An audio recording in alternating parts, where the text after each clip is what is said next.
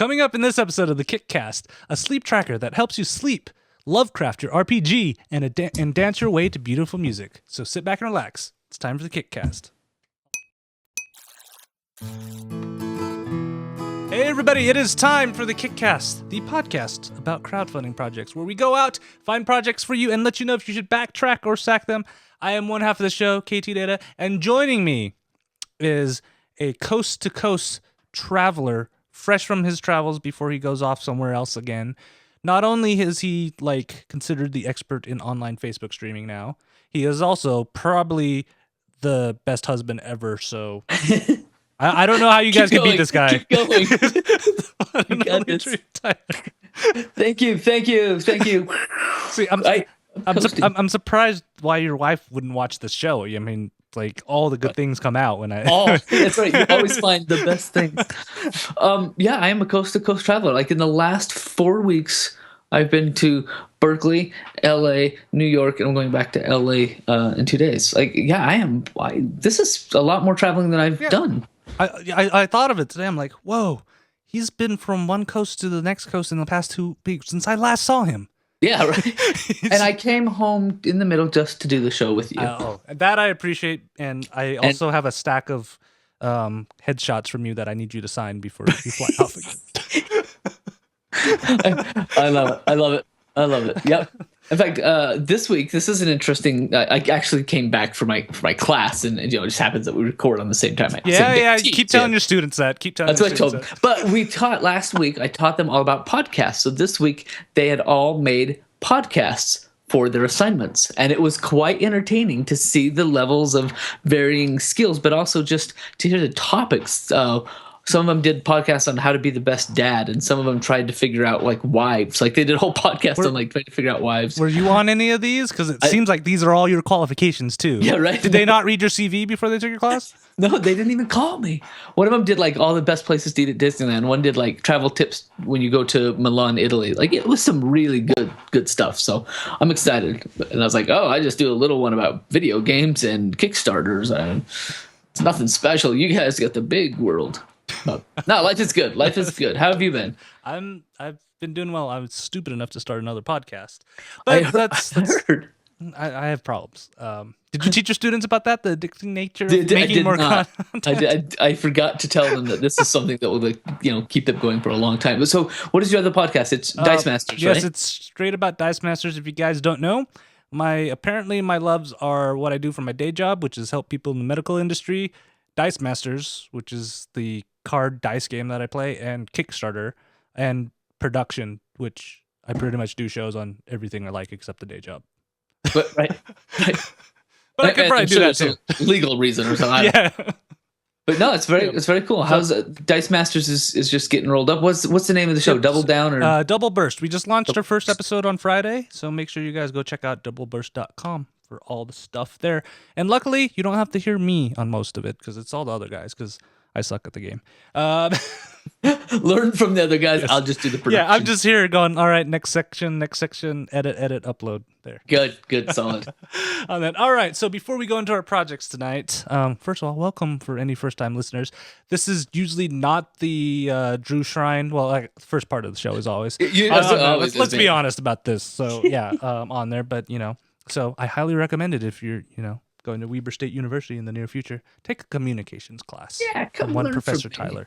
And then don't tell any of your students about anything I say about him in this show because, yeah. All right, so we'll jump into our first news, and today it's all about the Indiegogo. Yes. This is one straight fresh off the presses, too. Today, you know that little website called Newegg? Where you can get your computer parts and everywhere, and most people say, just go get it off Newegg if it's not off Amazon.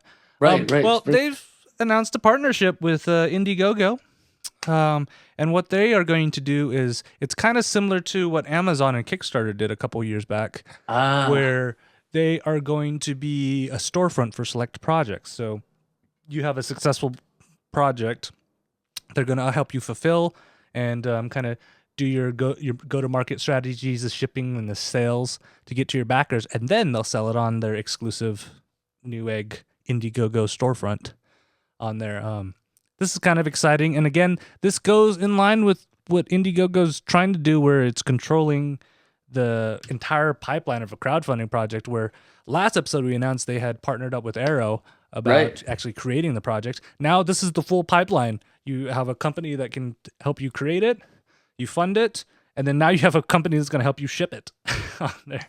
That's amazing. Is this something that is strong enough for you as a project creator? Would that pull you closer to Indiegogo than Kickstarter? Yeah, I think so. I mean, Newegg in my past has always been like you need keyboards or like PCIe slot cards, like things for computers. But they really have expanded. They have a lot more tech, like TVs and hard drives and they're like, people say, hey, yeah, I bought my 3D printer off Newegg. Yeah, it's they've broadened. So I like this, and there's a lot of projects I think that would fit just right inside of some of these. So this would be a lure for sure, because that's one of the hardest things. Oh well, now we've got to have a website with a shop, or we've got to have distribution. This would give you a good visual and an easy fulfillment. On there, yeah. So I'm kind of excited for that. Let us know if you guys get selected, because I know it's not for everybody right now, right? But they're looking for selected projects, and if you listen to the show and you get picked, let us know how your experience is. I'd love to know how kind of that process works, because obviously Drew and I and our microwavable paperclip is not quite getting the traction I was hoping for. We're just gonna keep on hoping. All right, so for the next section, news item is actually again about Indiegogo, and they have, and I'm kind of surprised about this, is they've introduced collections. So collections are curated campaigns around topics that you care about. Kickstarter just had this for a while. Like, I know they let almost everybody do it. Like, there was one where it was a Salt Lake City, like the mayor of Salt Lake City picked projects and stuff on there. So what's great about this is, and I don't think the other ones, the Kickstarter one does it, is you can subscribe to these collections. So if anybody adds something to it, you get an alert. New thing within. Yeah, on there. So you can see some of the collections they have now are like smart home gadgets, celebrating moms, dads, and families. That's a cool kind of one. Drones, top phone accessories. But if you click on one of these, you can see that right at the top, you have this follow button. That if you click on the follow button, you'll get an email next time they add a new project, and you'll most likely be one of the first to go on there. So this is kind of like a combination of the subjects that Kickstarter has and their top picks. I'm kind of interested to see how they get picked and curated, because they said they're curated. So I wonder how we actually get your project added into one of these. Who curated? This is interesting. Okay. I like the idea. I really like the idea of having something I can be like, I want all the techie gadgets. Send them my way. So I like that, because honestly, I don't get to like run through, sift through pages and just hit searches. Most of my projects I find come from friends or people that have backed before. So the social parts of Kickstarter or Indiegogo, where somebody will post something online. So knowing that I love a certain thing, like even the music lovers, so audio enthusiasts, and to be able to get the alert, oh hey, this just joined your queue. I like that. Yeah, I really like this idea. It doesn't work for me because I tried to have the widest. I try to cast the widest net to find you guys the coolest projects, but I totally get this. You guys know how much I love headphones. I get a ding for all, a curated, vetted project about audio, an audio related product. The chances that I'd back it are a lot higher. Like, I found one today that I almost dropped money on. Then I'm like, oh, I should look at my bank account. I can't. On there. So like, I'm super excited for that. All right. Yeah, it's very cool. So for our kick shouts tonight, it's a quick one. Drew, you know the Oatmeal, right? Oh yeah, they're funny guys. Yep. So the Oatmeal is releasing 2 coloring books on there. Warning, parents who are listening for this, you may want to skip a minute to 30 seconds to a minute from here. So the first book they have, that's a kid-friendly one, is called 404 Not Found. It's about a robot that's numbered 404 that's not found. Coloring book for kids. Oh, so they have a bunch of little bits where like 404 is just missing? Yeah, he's just missing. Like, you can see on the cover cute. and stuff. And then for the adults, because they're like, wait, the Oatmeal making a kid's book? For adults, they also have Penis Fairies and Queef Storms Oh dear. And it's a not safe for work hardcover coloring book, 56 pages. P is for penis fairies who will try to steal your penis berries. Yeah. Oh, Yeah. K is for constipated kitten who really wishes he could do some shitting. oh, that's funny. I'd color the crap out of that. I'd love it. So, and you can get a 2-pack, Drew. See, like it's $28 share. for the kids one and the adult one. So you and your kid could have coloring time. I don't know that I would color near to my kids with this one, but this is some really good classic oatmeal. This is good. 2-book bundle, $28. But yeah, All so right. I just had to give a shout out for them because he's trying to figure out how many he can print because he can't print the NSFW one. No publisher would touch it. No, With the probably not. 10-foot pole. So he's like, I'm self-publishing this one, but I need to know how many to order. Nice. That is fantastic. All right, so now on to our projects of the night. So Drew, last episode you covered some pillows. I did, and there, they were I like little chamber pillows, and since then I've slept on many more pillows than mine. And you're like, And- this probably yeah. would have been useful, you know, if you Yeah, had I packed it. almost brought one of them home. I was like, this is nice. So wait, are you going to another pillow project? So Or- no, I am actually going to our first project tonight is called a Fit Sleep, and I know we've covered sleep trackers before. Sure. Yeah. This one's a little bit unique though, because the Fit Sleep, you slip it under your pillow or under your bed, of course. It's like a bar of soap. Yeah, and it tracks how much you sleep, but it also helps you fall asleep too. So With like what little vibrations? Like what? So what happens is it detects when you're laying on there, and then it starts emitting alpha waves, which those are the waves that your brain kind of runs on, the electrical waves between the 0 to 10 hertz. So Hertz, yeah. So it's not going to give you cancer or anything.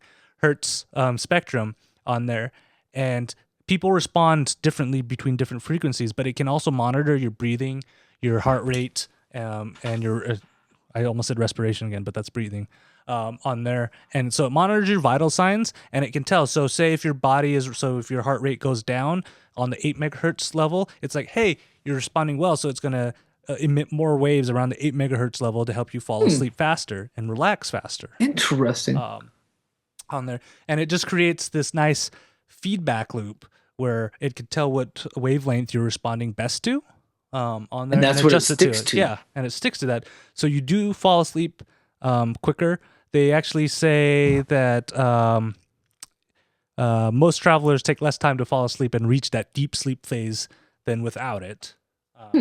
On there, and what's great about it is since it is also a sleep tracker, it knows how your sleep habits, if you're going into deep sleep or if you're going only into the shallower sleep on there, and then create a customized plan with suggestions on how you can improve. Like it may say, hey, you've been tossing and turning. Have you considered exercising a little bit more to help you sleep better? Or we've noticed that on Tuesdays you seem to toss and turn more than the rest of the week. What are you doing on that day that may be causing this?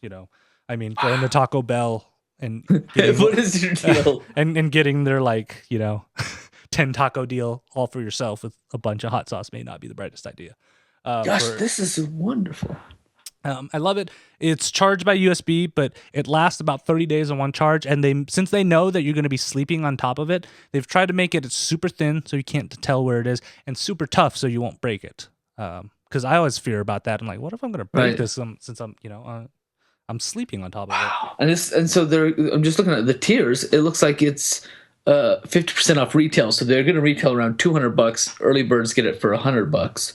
Yeah, I like all this data because I honestly would love to growth hack my sleep. What do you call it? Like I would love to understand my sleep so I could do better or fall asleep better or just make more use of my time. So I love having this information. Yeah, and I love it, and I love how they give you recommendations to it too, and it's not just based on that and how it makes you sleep faster. I mean, because I know I tend to fall asleep fairly quickly, but there are some of those nights where I'm just tossing and turning like, man, did I tick off Drew by not doing a star wipe? Yeah, every night. Because I missed that lower third. I bet Drew is probably he's just like disappointed in me. He's like, come on, get it together. I expect top quality from you. This like, is what good. if my I like students watch? They're gonna think less of me because of you. I make sure I tell them all. He runs the show. I just provide the face. Oh, that's funny. I like this project. I like this a lot. So it looks like they're only like a third of the way to their goal. Yeah, but and they've they got just launched like a couple days ago too. Oh, they which did? is great, Okay. on their end. So I'm really tempted to get one because $100. Oh, what's great about it is it's super directional, so you have to be right on top of it for it to work. So say if you want to get one and Peach wants to get one, they won't interfere with each other, which is great. Gosh, I'm interested. I'm very much tracking this one. I think it's a fantastic idea. Yeah, this one's a back for me because, like I said, I know we have covered stuff. I mean, we've talked to people who've ran other crowdfunding projects about this, but this one I love that additional step of it trying to learn and make you fall asleep faster because, let's be honest, I get about 5 hours of sleep, so the more deep sleep I get, probably the better. The better. Gosh, and it is so hard to track and understand. Like, I've tried the different kinds, of sleep trackers, mostly the wrist ones, the watch ones, the pebble ones. I worry about the ones on my wrist because I know I toss and turn at night, so I'm like, I'm going to scratch my watch or whatever, it's going to fall off. Right. Or I just don't, I need a break, so I charge it at night. That's what it's doing at night, is charging. So it is its thing. It just sits on the bed. Yep. And half off. Yeah, I love it. So that is the Fit Sleep. Now, love it. On to our next project. Honestly, actually, the last weekend I was playing Dice Masters in Salt Lake Gaming Con on there. So this kind of fits with it. So what is our second project of the night, Drew? This one will fit a little bit with it. This is a game that is for the RPG, so it's for the PCs and Macs, and it's something that I would say is, I don't know if it's near and dear to my heart because I'm no longer a core fan, but probably because I have to have more sentiment now that I'm an adult and raise kids, and this stuff is not as intriguing. I don't know. It's still intriguing. So I feel like I need to get you a Cthulhu plushie for your birthday or something. Right, exactly, right. So, in my high school years, I absolutely loved Edgar Allan Poe and H.P. Lovecraft. They are tremendously... Did that influence Night 20? No, that had nothing. No, not that way. No. But I had a friend of mine who was a big fan. He turned out to be a book restoration guru, best in the class. But he loved Lovecraft, and it was just something about in school you read all of those classic tales, right? What they consider the classics, and yet Lovecraft was such great stories. They're darker, yes, I'll give you the very much darker and very much about horror and madness. But here's what I found: a project called Stygian, a Lovecraftian computer RPG.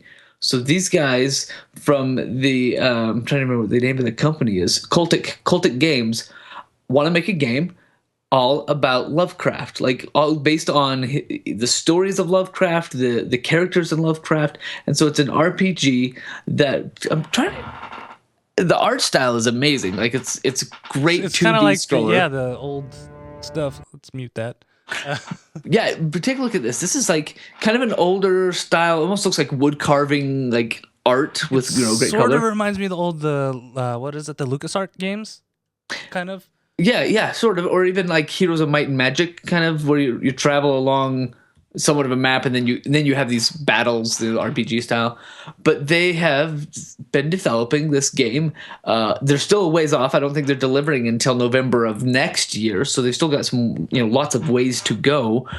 But I'll tell you what sold me on this was how very Lovecraftian it was. The video at the very beginning, if nothing else, go and watch the video, because it's 7.5 minutes, but it is a short film. In and of it is a nice, cute little short film. Cute's not the right word for Lovecraft. It's fantastic. 4 guys in the same suit, the same tie. Hey, welcome to Cultist Games. So let me tell you a little bit. And then some breaking the fourth wall where the boom op was did you see that? The camera op was what was that? Did you see that? And then they have these flickers, and the edit just goes into this kind of short horror movie style stuff. They end up giving them a tour of the company, and they're down in the dungeons where people are being flogged and signs are being carved into their back. It's horror. Yeah, that's horror. But the game looks solid. The game looks fantastic. It's totally something that I can see on Steam. If you look at the gameplay, it is kind of like the characters that are there are all Lovecraft-based characters, and you can choose what your character gets into, whether it's going to be, the guy that relies on dark magic or the guy that relies on his wisdom. Right? You get to work with some of these different characters. So, there's more I like about this. The other one that I love is that their tiers are so doable. Right. Too many times I get into a project and I feel like the tiers that they're offering are way over my head. Like, hey, $70, you can be a part of this. For $1, we'll send you an email every once in a while, right? It's just like either or. Yeah. These guys did a great job, I think, with their tiers. $1 is eternal gratitude. You get a little wallpaper, but you get up to $13, $17, then $28, and even at that $13 range, you have a copy of the game. And then as it goes higher, you get posters, wallpapers, soundtracks, a photo of yourself in the credits at $40, right? Your name's in the credits, plus you get a photo of yourself there. Way down farther, there's a special. I'd do it for this right here, the special edition tome. There it is. The special. I knew you'd see some of the special edition. That is good looking too, isn't it? It's almost Necronomicon in a way. And I was just like, wow, that's attention to detail that a lot of people just miss. I was like, that's sweet. I might not even play the game because I'm like, I don't even have a. Somebody asked me to burn a DVD the other day. You're like, a what? And I'm like, do I even have a computer that has I don't know how to drive do that anymore? Yeah, there's man, they just keep going up and up and up, right? So they covered everything, obviously, to make their monies.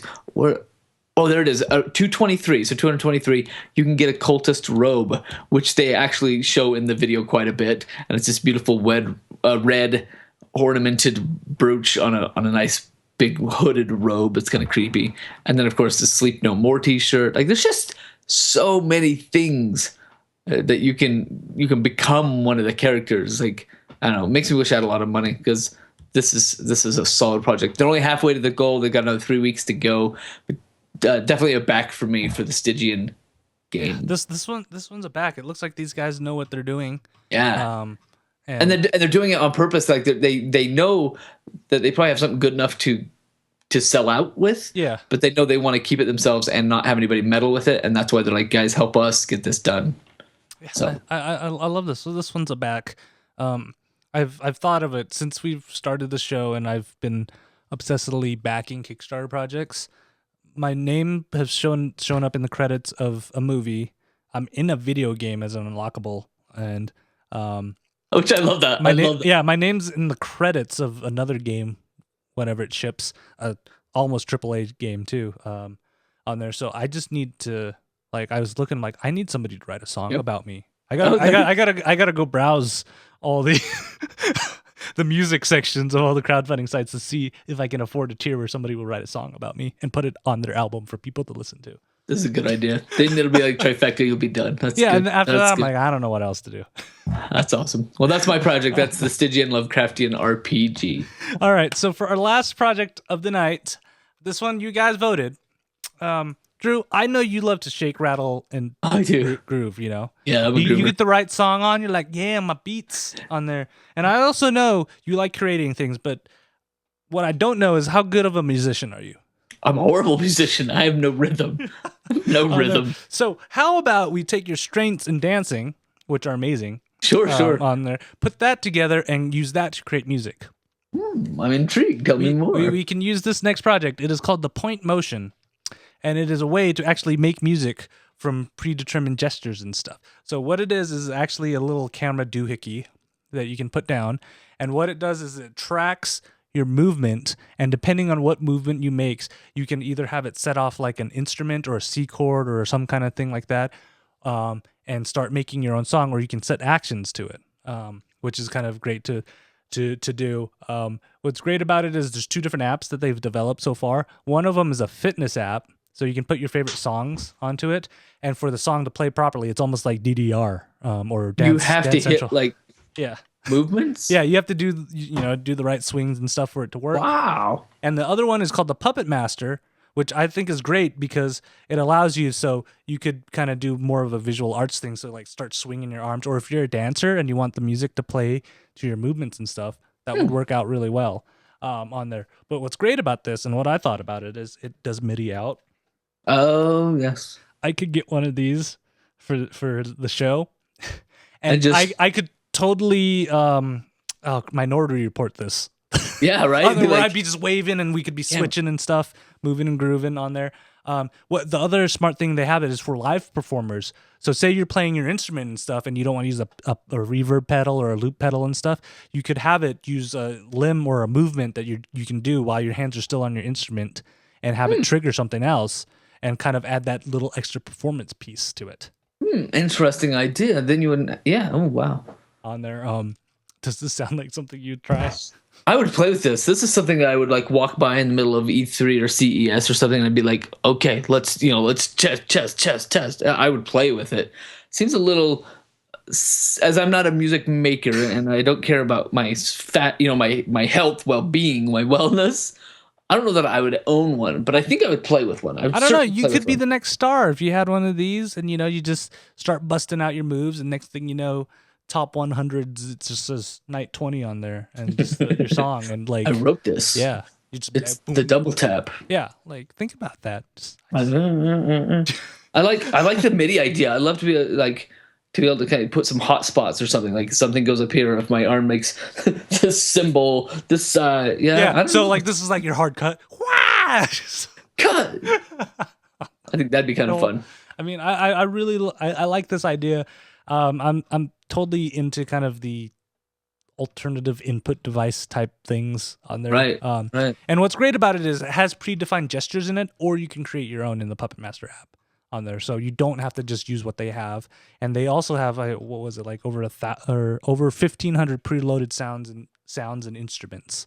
Oh. And stuff. You do just have to like start doing things. Yeah, we could have a soundboard in here and just like say this show is filmed in front of a live studio audience, and I just start clapping and it picks it up and just that's good. I don't know. Is this a backtrack or sack for you? I haven't seen, where are we at? About $175 for the first 200. Wow, it seems pricey. They've just barely started, so I'm gonna track this one. I'm gonna watch the way it goes. I feel like they're also donating one of these to one of their health and wellness institutions on top of it. So you're essentially buying two and donating one. 1 point motion app to a wellness institute. Oh, okay, interesting. So you're helping out other people too. So this could end up in a school where he could be the one who does the top 100 song, and you'd be like, yeah, I helped him. Interesting. Now I'm going to track it. I'm going to watch this one go and see where it goes. I like the idea, and I certainly do love the unique new input ideas. Yeah, and I just thought of it. You could use this and a VR headset. Then you don't have to hold controllers or anything. Just let it track you. Let it move you around. Move around. Yeah. I could play Job Simulator as a store clerk, and this could be the lotto ticket scratching mode and the ringing mode and all that stuff.